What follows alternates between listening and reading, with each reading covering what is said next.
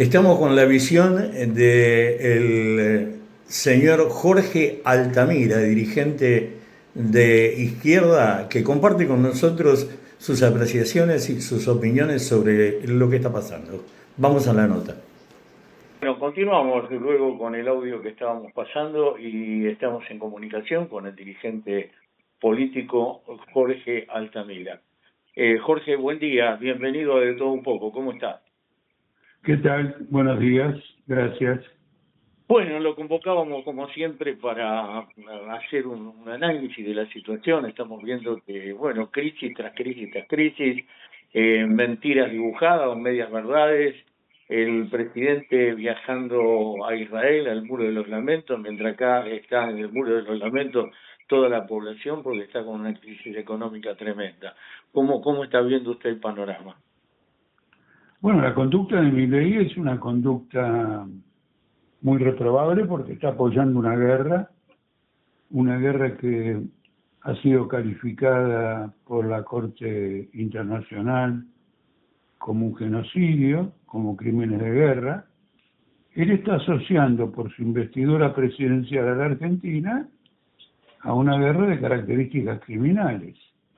Porque también debo decir que de acuerdo a los estatutos de las Naciones Unidas después de la última guerra, las guerras que no son provocadas se califican como guerras de agresión y son condenadas. La guerra contra Irán no fue provocada, Irán no inició ningún tipo de ataque contra Israel o Estados Unidos, al revés. El año pasado hubo un violentísimo ataque de 2 días y antes un violento enfrentamiento de 12 semanas, siempre instigados por Netanyahu y Trump. Y bueno, y Milei se asocia a esto sin la veña del Congreso ni nada, aunque hay que decir que el Congreso se calla la boca, es decir, no se propone imponer su autoridad donde le corresponde, con lo cual a su manera es cómplice de Milei. Ahora ¿es una cuestión de mayoría o de decisión política? De parte de Milei es una decisión política, de parte del Congreso también. Inclusive si el Congreso votara en minoría un rechazo a la guerra, es decir, que no tendría ningún efecto práctico, por lo menos salvaría el honor de los que votan por ese rechazo y al mismo tiempo habría un mensaje político. Totalmente. De poner fin a, ¿me entiende? Hay un mensaje político. Hay cosas que son de principios. Las maniobras en política ocurren también, soy el último en negarlas y en rechazarlas, cuando se ajustan a principios, a estrategias, no la maniobra por la maniobra misma, pero acá estamos ante un principio fundamental. Argentina es parte, apoya esta guerra imperialista mundial, porque acordémonos que hay otro aspecto de esta guerra, que son las amenazas de Trump contra Cuba. Y efectivamente hay reuniones entre el gobierno de Cuba y el gobierno de Trump en que prácticamente Cuba asiste o participa bajo una extorsión, porque en este momento Cuba está totalmente bloqueada. De modo que no puede recibir petróleo de nadie porque no lo dejaría pasar la Marina norteamericana, aunque hizo una excepción con un barco ruso. Y ahí se ve el oportunismo de Trump, que por las relaciones que tiene con Rusia, con Putin, actúa caprichosamente. Pero está amenazada Cuba, por un lado, de inanición, y por otro lado también de una invasión. Y estos viajes a Israel también son, hay que ligarlos a esta amenaza contra Cuba. Argentina firmó el escudo de las Américas, nuevamente el Congreso, no mandó el proyecto al Congreso, Milei, el Congreso dice fenómeno, mejor que no lo mandes, así nos hacemos los boludos, pero un tratado internacional tiene que tener el aval del Congreso, si no, no tiene vigencia, es inconstitucional, tiene que tener el aval, pero no, el Congreso no lo reclama, para rechazarlo y Milei no lo manda para no invalidarlo, lo que firmó. El ministro de Defensa de Argentina viajó a Washington con el Pentágono para poner en práctica un acuerdo diplomático que no cuenta con el apoyo del Congreso. Y vuelvo a insistir, con la complicidad del Congreso, que no pide tratarlo, nadie pide tratarlo, y bueno, naturalmente hay que repudiar todo esto, inclusive hay que movilizarse. En algún momento, las movilizaciones que se producen por reivindicaciones elementales, como la defensa de las jubilaciones, de la asistencia a los discapacitados, los salarios, etcétera, van a evolucionar políticamente y todos estos temas que estamos conversando van a entrar en la agenda de la preocupación popular. Bueno, hay mucha bronca, ¿no? Ya la gente, me parece que el cheque en blanco que tenía se le cortó, ¿no? Bueno, es evidente porque indudablemente, a ver, mire lo que acaba de ocurrir. Resulta que la presidenta de México viajó en la clase, ya no sé cómo se llama, bueno, en la clase que viajamos todos a Turista, España. era... Ah, turista, bueno, la clase turista a España y pagó $800 y de vuelta. Milei viaja y paga una fortuna, ahora no me acuerdo porque salieron las cifras. Paga una fortuna, primero porque no viaja solo, segundo porque utiliza el avión presidencial o va en clase business o no sé, o primera clase, todo un grupo. Entonces todo conspira contra Milei, todos los ejemplos que hay en el mundo conspiran. Mientras que está destruyendo Líbano, Netanyahu, Milei va al Muro de los Lamentos. El Muro de los Lamentos es un lugar muy sagrado para el judaísmo. Es una blasfemia lo que está haciendo Milei. Ojo con eso, ¿eh? Un judío auténtico no puede considerar que corresponda que Milei vaya al Muro de los Lamentos, que es donde expresamente, digamos, la religión judía, el pueblo judío, etcétera, procura tener un diálogo de Dios a través de los restos de un templo que existió en el pasado. Es un lugar muy especial para los judíos. Y va un delincuente político. Ahora fue condecorado con la máxima condecoración de Israel. Bueno, entonces se da cuenta que al fin de cuentas yo estoy defendiendo el judaísmo contra Milei y los judíos. Bueno, hay un montón de judíos que están contra Netanyahu también, ¿no? Por supuesto, pero es una profanación lo que están haciendo los sionistas, digámoslo de otra manera, no los judíos. El Estado sionista es una profanación del Muro de los Lamentos, indudablemente. Y si quieren, hago un debate público con cualquiera sobre este punto. ¿Cómo Jorge, estamos viendo todo la degradación, estamos viendo toda la mentira, muchos la veíamos desde antes, pero bueno, hay un montón de gente que se está dando cuenta por la heladera o porque le llegó la mano de la motosierra a todos lados, donde tenía que llegar, ¿no? ¿Y qué pasa después de esto? Esto seguramente se va a terminar más tarde o más temprano, espero que sea más temprano que tarde, pero ¿qué pasa el día después? Porque este hombre se ha encargado de romper todo. No levantó un ladrillo, pero rompió todas las instituciones, están todas quebradas, destruidas, a donde pisaron no crece el pasto. ¿Qué pasa el día después de todo esto? ¿Cómo se sana? Bueno, primero que él va por más, porque pasa lo siguiente, él dijo en el discurso, Milei, en el discurso de inauguración del año legislativo, que él venía por una reforma de la arquitectura institucional, palabras textuales. Entonces, él ahora va a sacar una ley de partidos políticos que hace que los partidos minoritarios prácticamente no se puedan legalizar, porque se les reclama, en lugar de 4.000 afiliados, 40.000, en lugar de 5 distritos, 10,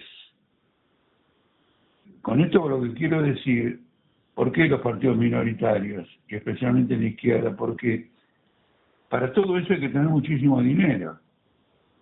Y la izquierda no está financiada, o por lo menos político obrera, y supongo que toda la izquierda no está financiada por los grandes intereses económicos. Él también quiere cambiar la ley de financiamiento de los partidos.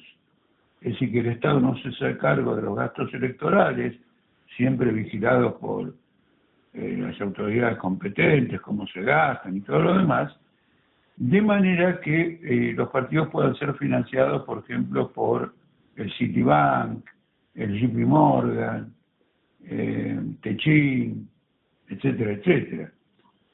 Eso significa que vamos a construir Van a una quedar los de oligarquía. derecha nada más. Claro, una oligarquía. No, y también el kirchnerismo va a crear una oligarquía política. Es decir, que todavía va por más. Y cuando más vaya para adelante, más profunda va a tener que ser la transformación cuando todo esto se derrumbe.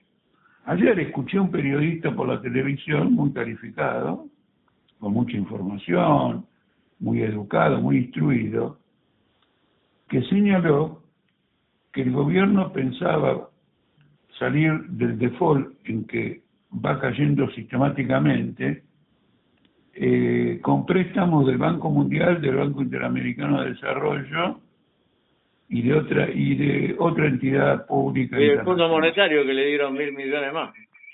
Sí, el Fondo Monetario también, pero creo que acá la tercera sería una entidad andina, un fondo andino público, como el Banco Mundial y como el Banco Interamericano de Desarrollo.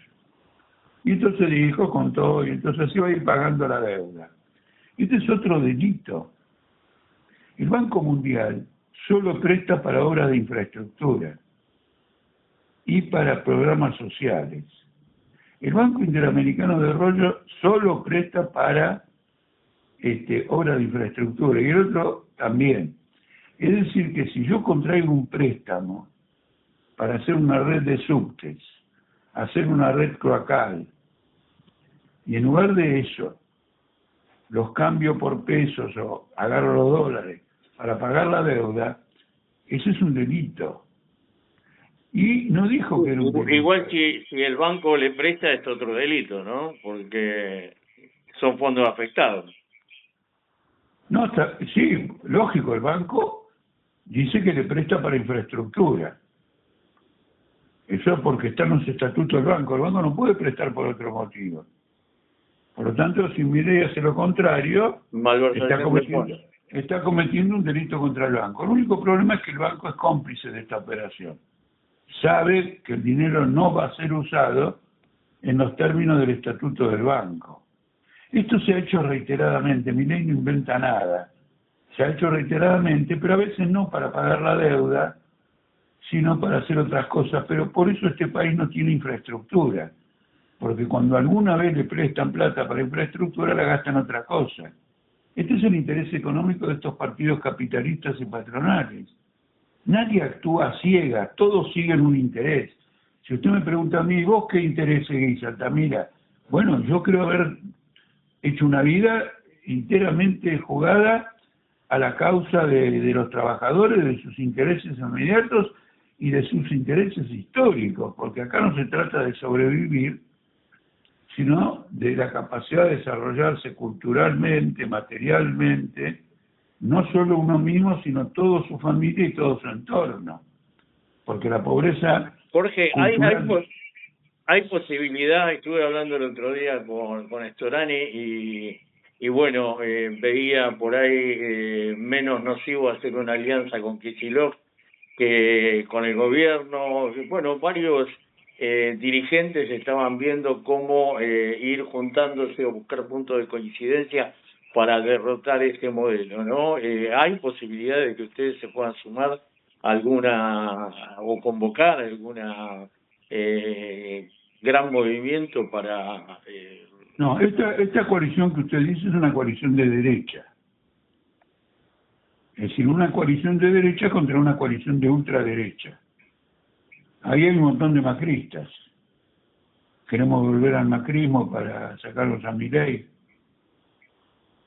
Es una coalición de derecha. Es lo que hizo Lula en Brasil. Lula hizo una cosa extraordinaria en Brasil. El vicepresidente de Brasil que pertenece a los partidos que derrocaron a Dilma Rousseff y que lo mandaron a Lula a la cárcel. Cuando vieron el desastre que armó Bolsonaro, se asustaron y vieron que no tenían a nadie para ponerle como candidato. Entonces empezaron negociaciones que duraron muchísimo tiempo, casi más de un año.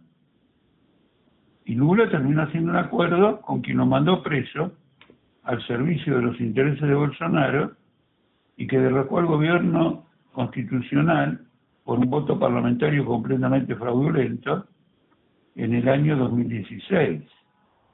Y luego lo terminó ganando Bolsonaro por muy poquito.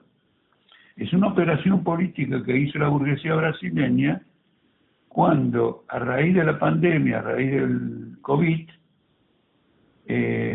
la política de Bolsonaro fue: acá nadie se cuida de nada, no vamos a poner un mango, no hay reclusión de vivienda para evitar contagios, sostenimiento económico de los trabajadores, y al mismo tiempo gobernaba Trump en Estados Unidos, que hizo lo mismo, y Estados Unidos primero y Brasil segundo están en la cabeza del ranking de muertos, millones de muertos en el mundo. Claro. Dos grandes países, no Bangladesh, no es Bangladesh, inclusive en relación a la población de Bangladesh. En Bangladesh hay menos muertos que hubo en Brasil. Entonces fue tan grande, bueno, yo lo viví muy personalmente porque lo seguí casi en forma cotidiana. Armaron este frente de derecha, no fue Ahora, ninguna Lula salida para los trabajadores. Lula no es de derecha. No, por eso hizo un frente de derecha. Usted me dice que todo el mundo se junte. Storani dice, el partido de Storani fue el que formó Juntos por el Cambio. Él es radical. Es el partido, él era ministro con De la Rúa. Bueno, ahora Storani formó un movimiento auténtico que va contra la más extrema derecha del radicalismo. Según ellos son izquierdas. No, de acuerdo, pero Storani puede hacer cualquier cosa, todo el mundo tiene derecho a hacer lo que quiera, pero por favor que no use la palabra auténtico. El auténtico no tiene nada. Bueno, porque tiene una trayectoria política que él eligió libremente y todo lo demás. Yo tengo la mía, y es una trayectoria política vergonzante. ¿Se entiende? Él era ministro de la Rúa cuando reprimieron el 19-20 de diciembre a nivel de todo el país, aunque otros cargaron con la responsabilidad más que Storani, porque pertenecían a los ministros de seguridad. Matov, creo que en la capital, dio órdenes, etcétera. Pero el bloque político es ese. De la Rúa tampoco le pegó un tiro a nadie, pero era el jefe de los que reprimieron y provocaron todo eso. Acá hay que hablar con absoluta claridad por la gravedad de la situación. El pueblo argentino no votó a Milei porque estuviera de acuerdo con Milei, ni lo aguantó hasta ahora porque estuviera de acuerdo con Milei. El pueblo argentino es un rehén, como los iraníes, los cubanos y los libaneses son rehenes de Netanyahu y de Trump, es decir, son rehenes de su aviación, rehenes de sus misiles, y entonces va después Trump y dice, bueno, ahora negociemos, y el que está negociando de un lado es el que tira el misil, y el que está negociando del otro es el que recibe los misiles, y se destruye la capital. Entonces el pueblo argentino no se da cuenta que es rehén de una política capitalista que han armado todos los partidos en su conjunto. Porque, como decía un maestro mío, naturalmente un maestro histórico en el sentido que perteneció a otra generación, etcétera, el capitalismo, como los seres humanos, camina con dos patas, una pata de derecha y una pata de izquierda. Entonces Macri y Milei son la derecha, el kirchnerismo son de izquierda, pero son las dos patas del mismo cuerpo. Y cuando uno afloja, una de las patas afloja, el cuerpo dice, bueno, pero tengo la otra. Y lo invita a que venga. Jorge, Entonces hay que romper con esa situación. Están tratando de copiar el ejemplo de Lula. Ahora resulta que con todo el ejemplo de Lula, las encuestas le dan ventaja en Brasil para las elecciones de octubre de este año al hijo de Bolsonaro. Una Entonces, locura. ¿cuál fue el remedio y cuál fue la solución? Una locura eso sería, ¿no? Claro, hay que salir de todas estas trampas y solo el discurso de los marxistas, de los socialistas es el que clarifica lo que está ocurriendo. Se me terminó el tiempo, pero lo voy a convocar seguramente para la semana que viene para seguir charlando porque está jugosísima la conversación. Muchísimas gracias. Un abrazo gigante. Un abrazo. Bueno, qué lindo Jorge Altamira. Espero que hayan disfrutado de la nota y les recuerdo que estamos en www.paisajespersonasypersonajes.com.ar. También estamos en YouTube como Rubén Daniel Cian, Paisajes, Personas y Personajes. Les pido si les gusta y tienen ganas y quieren seguir escuchando y viendo nuestros videos, se suscriban al canal, le pongan me gusta y si quieren hacer algún comentario yo los respondo todos los comentarios. También estamos en Instagram como Rubén Daniel Cian 91.5, también le pueden poner me gusta o suscribirse. Y también estamos en Facebook como Rubén Daniel Cian. En Facebook lo que pueden hacer es seguirme porque ya no puedo recibir más invitados. Muchas gracias por estar y por acompañarnos.